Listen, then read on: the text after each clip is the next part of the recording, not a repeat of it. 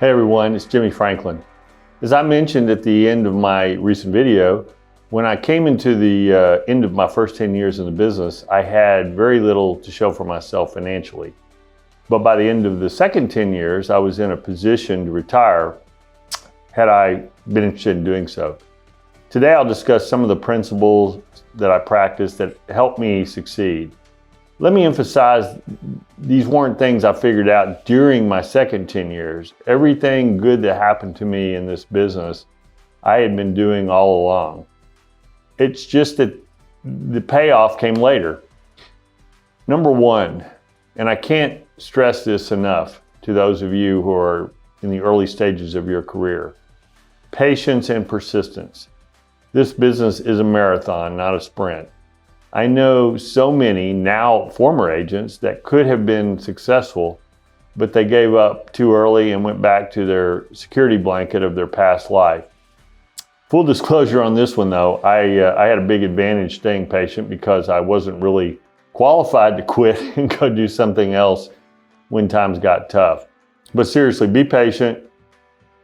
You'll be glad you were. Number two, I was very good at identifying someone who was smarter than me and more successful than me, watching what they do and then implementing their strategy. I also had no ego when it came to getting better, so I was never afraid to ask questions and look stupid. Example, Ronnie Matthews, smarter than me, more successful than me. He always took my calls and was always gracious with his time. Even as my business grew and we competed for the same corporate clients, I think that's one of the reasons I enjoy and appreciate it so much when someone calls me and asks me for advice. First, it feels good to help someone without the what's in it for me mindset. And second, if I'm being honest, after struggling so long, it's nice to think that someone would actually think of me when they needed help. And for anyone who considers it an annoyance or when someone asks for help or somehow thinks they're threatened that they might be giving away some secret recipe, I would suggest you lighten up and not take yourself so seriously. No one is hiding any Pentagon secrets here, and there's plenty of business out there for everyone. If someone thinks you are successful enough to come to you for advice, be happy and consider it an honor. Number three, treat everyone with respect, even if you can't see how they can help you. Return your calls and messages. At my peak, I had 200 voicemail messages a day. By the way, voicemail is how we used to communicate for those of you who are young. I made sure those messages got returned. Appraisers trying to assess a property who had questions about one of my sales, an agent looking for feedback, or other calls, regardless of how busy I was. I think a lot of agents, not any of you of course, are awful at common courtesies. And I think they're incorrect if they think it won't matter. I'll add something else to that, and it's related to the same thing. Always advise your client what you believe is in their best interest, whether it makes you money or not.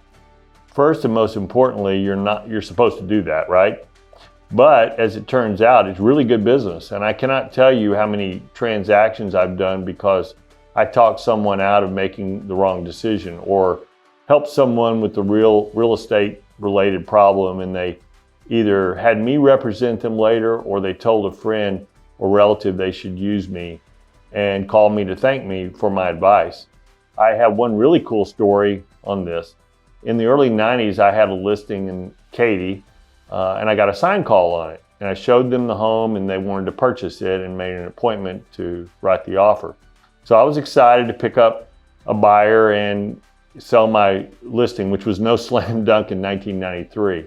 Later that day, I received a call from a Katy agent I kind of knew who explained she had been working with that buyer and he had gotten ahead of himself and he should have called her.